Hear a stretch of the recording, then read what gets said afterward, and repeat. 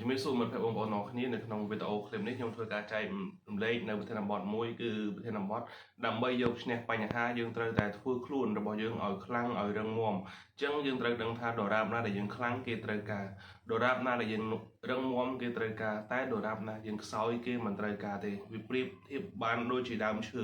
នៅពេលដែលយើងជាទីមលុបដល់អ្នកដទៃគេត្រូវការនឹងសត្វទាំងឡាយអញ្ចឹងមនុស្សយើងក៏ដូចគ្នានៅពេលដែលយើងខ្លាំង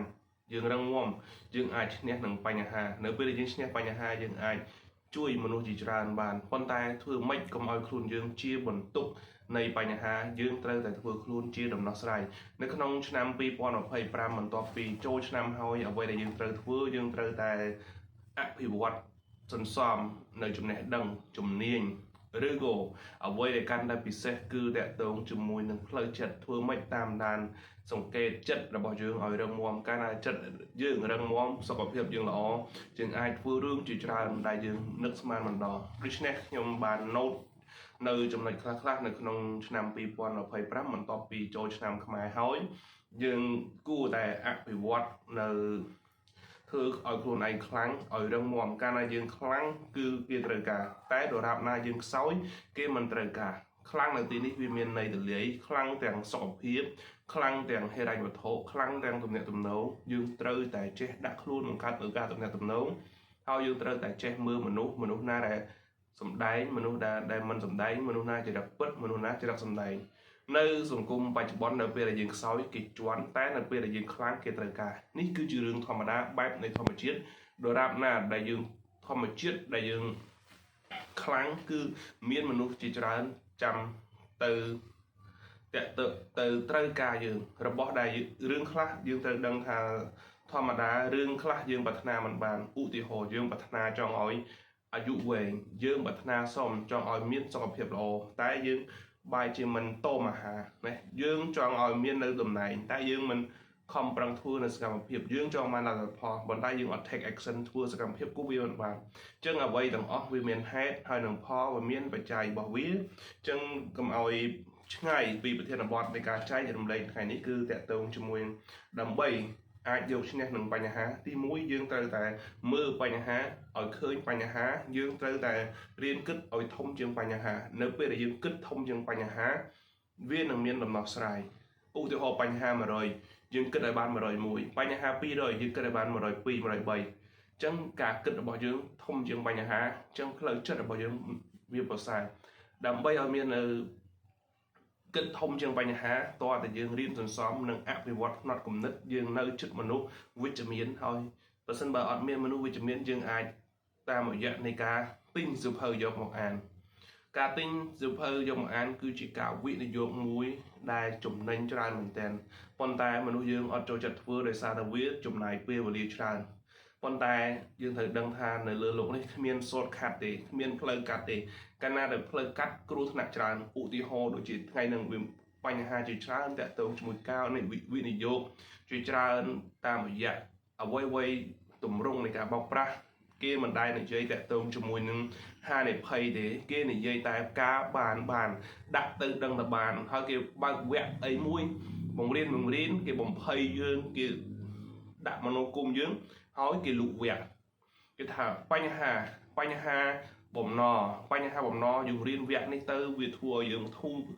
ស្បើយនៅអារម្មណ៍ផ្លូវចិត្តប៉ុន្តែត្រូវបង់វគ្គ$20 $25ភាពជាអ្នកដឹកនាំត្រូវដឹកយ៉ាងម៉េចធ្វើយ៉ាងម៉េចប្រសើរធ្វើតែភាគច្រើនគេបានលុយកងខ្យងនៃការបើកវគ្គនេះឯងចឹងអ្វីដែលវាជាការវិនិយោគតិចបំផុតអស់លុយតិចបំផុតគឺការទិញសៀវភៅយកមកអានហើយរៀនឆ្លោះអប់រំខ្លួនឯងខ្ញុំគិតថាវាជាវិធីសាស្ត្រដ៏ប្រសើរបំផុត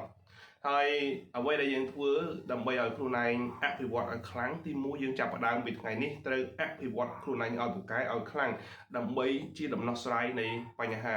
កាលណាយើងខ្សោយនៅបញ្ហាច្រើនហើយយើងអាចនឹងមាននឹងការខកចិត្តខកអំណងដោយសារតែបញ្ញាយើងអត់ដោះគេចាញ់មโนគមគេប៉ិននិយាយគេនេះពេលខ្លះយើងនឹងគេប៉ិននិយាយគេបកាយគេសំដែងយើងជាមនុស្សស្មោះត្រង់ប៉ុន្តែបញ្ញាគេលើយើងគេទាញចំណាប់អារម្មណ៍យើងស្លងដឹងថាយើងចូលចិត្តអីយើងទំនោរទៅណាគេនឹងធ្វើឲ្យយើងស្លងហើយគេនឹង រកវិធីសាស្ត្រគ្រប់បែបយ៉ាងដើម្បីឲ្យយើងធ្លាក់របស់របរដូចជាលុយកាក់ជាដើមធ្វើឲ្យយើងខកចិត្តនៅថ្ងៃណាមួយនេះក៏ដោយសារតែបញ្ញារបស់យើងខ្សោយដូច្នេះយើងត្រូវ sharpen ត្រូវតែសំលៀងនៅបញ្ញាគំនិតរបស់យើងឲ្យខ្លាំងហើយ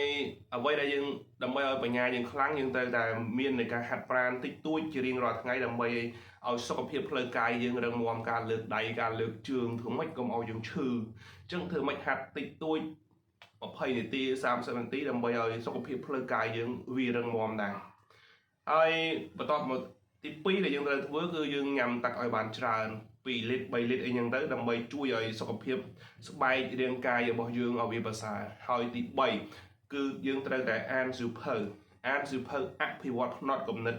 រាល់ថ្ងៃដើម្បីអប់រំផ្លូវកាយផ្លូវចិត្តរបស់យើងវិជ្ជមានការអានសៀវភៅវាពិតជាមានប្រយោជន៍ខ្លាំងមែនទែនសម្រាប់មនុស្សយើងម្នាក់ប៉ុន្តែពេលខ្លះយើងអត់ទាន់មាននៅទម្លាប់នៅក្នុងការអានយើងគិតថាការអានសៀវភៅវាមិនមានប្រយោជន៍ប៉ុន្តែជាការយកឃើញជាការយល់ច្រឡំមែនទែនការអានសៀវភៅពិតជាជួយឲ្យយើង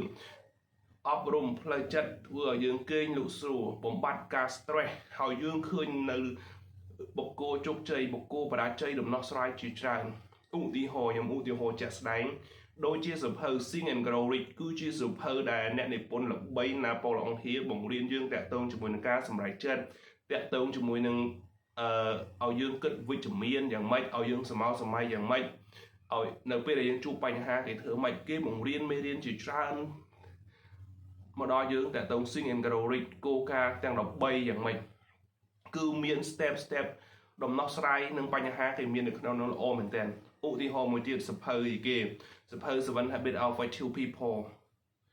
គេបង្រៀនយើងឲ្យឈ្នះនៅខ្លួនឯងតើកត្តាអីដែលឈ្នះខ្លួនឯង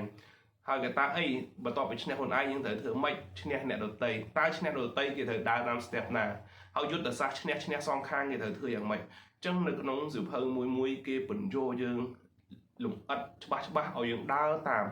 ហើយសភៅទៀតតើតើជាមួយនឹងសភៅ mindset តើតើជាមួយនឹងផ្នត់គំនិតរបស់យើងគេពន្យល់បង្ហាញបញ្ហាតែមួយប៉ុន្តែរបៀបគិតខុសគ្នាដំណោះស្រាយក៏ខុសគ្នាឧទាហរណ៍ថាអ្វីជា mindset អ្វីដែលគេហៅថា grow mindset អ្វីដែល fix mindset grow mindset មានន័យថាទោះបញ្ហាយ៉ាងណាគេតែគិតវិជ្ជមានតែ fix mindset គឺជាបញ្ហាឲ្យតែរឿងអីគឺជាបញ្ហាទាំងអស់បន្ទោសអ្នកដទៃអ្នកជុំវិញបន្ទោសហ្មងអាហ្នឹងហៅ fix mindset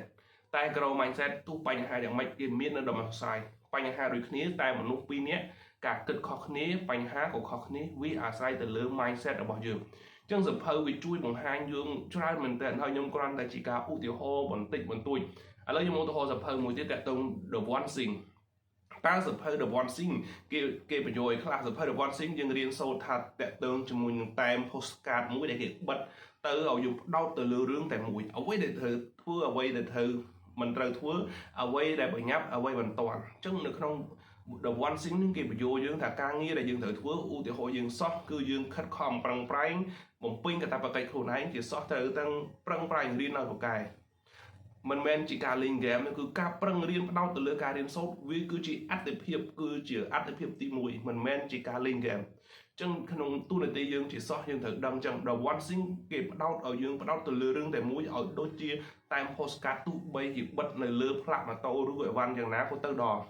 ឲ្យយើងផ្ដោតគោលដៅតែមួយចឹងរឿងទាំងអស់វាមានច្រើនមានសំខាន់និងមិនទាន់តើរឿងណាសំខាន់រឿងណាមិនទាន់រឿងណាចាំបាច់រឿងណាមិនចាំបាច់ឲ្យយើងសម្រេចយកតែមួយនេះគឺជាចំណុចពិសេសរបស់ The One Thing យើងឃើញសភៅនីមួយវាបញ្យល់យើងលំអិតជាច្រើនតាមដំណាក់កាលដែលយើងត្រូវតែយល់ហើយឧទាហរណ៍មួយទៀតតាក់ទងជាមួយនឹងឈ្នះហ្គេមជីវិតអញ្ចឹងសៀវភៅឈ្នះហ្គេមជីវិតគេបញ្យល់យើងតាក់ទងជាមួយនរណាក៏មានបញ្ហាគ្រប់គ្នាវាអាស្រ័យទៅលើមនុស្សយើងម្នាក់ដែលយើងបានជួបអញ្ចឹងពេលខ្លះយើងគិតថាគេអត់បញ្ហាយើងអត់បញ្ហាយើងនិយាយត្អូញត្អែដើម្បីចាប់អារម្មណ៍ក៏អត់ដែរមែនតើទៅនៅក្នុងឈ្នះហ្គេមជីវិតរបស់យើងប្រៀបបានដូចជាការធាក់កង់ជីវិតរបស់យើងប្រៀបបានដូចជាសន្លឹកបៀយើងតូចធំពេលខ្លះបៀយើងតូចយើងទទួលស្គាល់ថាតូចធំយើងទទួលស្គាល់ថាធំយើងគិតថាវាជាល្បែងប៉ុន្តែដំណើរជីវិតគោមិនខុសអំពីការលេងបៀនឹងដែរហើយមួយទៀតបើយើងកាន់តែច្បាស់ជីវិតយើងប្រៀបបានដូចជាការធាក់កង់ កង់របស់យើងទៅមុខមិនទៅមុខវាអាស្រ័យទៅលើការធាក់របស់យើងថាតើយើងធាក់យ៉ាងណានៅពេលដែលឡើងតួនៅពេលដែលចោះច្រាំងយើងត្រូវតែអមប្រាំងយ៉ាងម៉េចឡើងតួយើងប្រឹងធាក់យ៉ាងម៉េចវាអាស្រ័យទៅលើខ្លួនយើងយ៉ាងណាមិញចង់និយាយថានៅពេលយើងជួបបញ្ហាតើយើងធ្វើយ៉ាងម៉េចនៅពេលដែលយើងដោះស្រាយបញ្ហាហើយយើងត្រូវចេះអរគុណខ្លួនឯងយ៉ាងម៉េចហើយនៅពេលដែលយើងអត់លុយយើងខ្វះខាតនៅហិរញ្ញវត្ថុតើយើងគួរធ្វើខ្លួនយ៉ាងដូចម្ដេចនៅពេលដែលយើងមានតែយើងគួរធ្វើខ្លួនយ៉ាងម៉េចឬក៏យើងផ្លាស់ប្ដូរចរិតដោយសារតែមានលុយនិងអត់លុយចឹងមេរៀនជីវិតមួយនេះវាមិនមាននៅក្នុងសាលាទេយើងរៀនតាមការជួបជាក់ស្ដែងចឹងអត្ថប្រយោជន៍នៃការអានសៀវភៅខ្ញុំគិតថាវាមានប្រយោជន៍ច្រើននេះគ្រាន់តែខ្ញុំលើកជាឧទាហរណ៍សៀវភៅខ្លះៗតាមរយៈនៃបទពិសោធន៍នៃការធ្លាប់បានអានខ្ញុំគិតថាសៀវភៅដែលខ្ញុំលើកឧទាហរណ៍ខ្លះៗនេះគឺជាសៀវភៅមួយដែលល្អមែនទែនចឹងយើងត្រូវតែរៀនអានសៀវភៅដើម្បីអភិវឌ្ឍផ្នត់គំនិតរាល់ថ្ងៃដើម្បីអប់រំផ្លូវកាយនិងផ្លូវចិត្តជាពិសេសគឺរបៀបគិត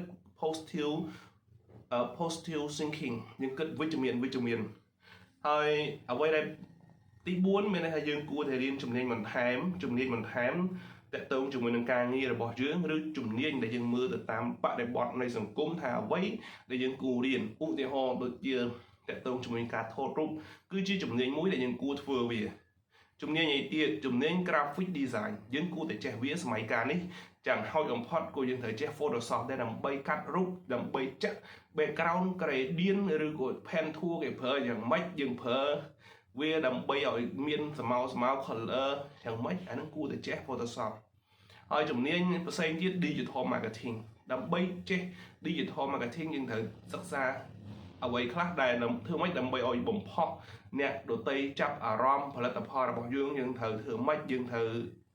កំណត់ audience របស់យើងនៅទីណាអាយុប្រមាណទីតាំងយ៉ាងម៉េចអញ្ចឹង digital marketing ក៏សំខាន់យើងគួរតែរៀននៅជំនាញថ្មីដើម្បីទាន់នៅសម័យកាលហើយដើម្បី digital marketing ដើរបាន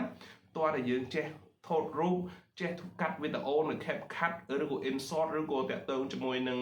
Adobe Premiere ខ្លះដើម្បីជាផ្នែកមួយឲ្យយើងមាននៅជំនាញយើងឃើញទេទាំងអស់នេះវាជាផ្នែកដើម្បីបំពេញឲ្យយើងរីករាយនៅពេលដែលយើងមាននៅជំនាញច្រើនវាធ្វើឲ្យផ្លូវចិត្តរបស់យើងសប្បាយតាមនោះដែរអញ្ចឹងហើយអ្វីដែលខ្ញុំចង់និយាយទី5យើងត្រូវតែដើរចេញពីមនុស្សដែលអវិជ្ជមានយើងគួរតែចាក់ចេញពីមនុស្សអវិជ្ជមាននៅពេលដែលជួបគាត់ធ្វើឲ្យយើងមិនដាក់បន្ទុកខ្លួនឯងធ្វើឲ្យយើងមានបញ្ហាជាច្រើនពេលខ្លះយើងមិនគួរនៅទេឧទាហរណ៍មនុស្សដែលយើងស្គាល់តែងតែល្អអំពីបញ្ហាតែងតែទាញយើងទៅរកផ្លូវអីមួយមិនប្រសើរយើងគួរចាក់ចេញឲ្យឆ្ងាយកុំនៅចិត្តពីមនុស្សគិតតែអវិជ្ជមានហើយនឹងឲ្យយើងគួរតែចាក់ចេញពីមនុស្សអវិជ្ជមានខ្លាំងពេកអញ្ចឹងយើងត្រូវតែបើមានឱកាសយើងត្រូវណែនាំប៉ុន្តែការណែនាំយើងត្រូវតែមើលការមើលពេលមើលវេលាមើលបុគ្គលដែរថាតើគួរនិយាយឬមិនគួរនិយាយហើយអ្វីទាំងអស់ដែលខ្ញុំនិយាយខាងលើនេះអ្វីដែលសំខាន់ដើម្បីនេះយើងត្រូវតែមាននៅវិន័យផ្ទាល់ខ្លួនអ្វីក៏ដោយប្រសិនបើយើងខ្វះនៅវិន័យផ្ទាល់ខ្លួនគឺវាពិបាកសំបីតែនៅក្នុងពុទ្ធសាសនាគេឲ្យវិន័យទី1វិន័យបិដកសតនបិដកហើយនិងអភិធម្មបិដកអញ្ចឹងនៅក្នុងទាំងអស់វិន័យគឺខ្លួនគូសំខាន់គឺវិន័យចំពោះខ្លួនឯង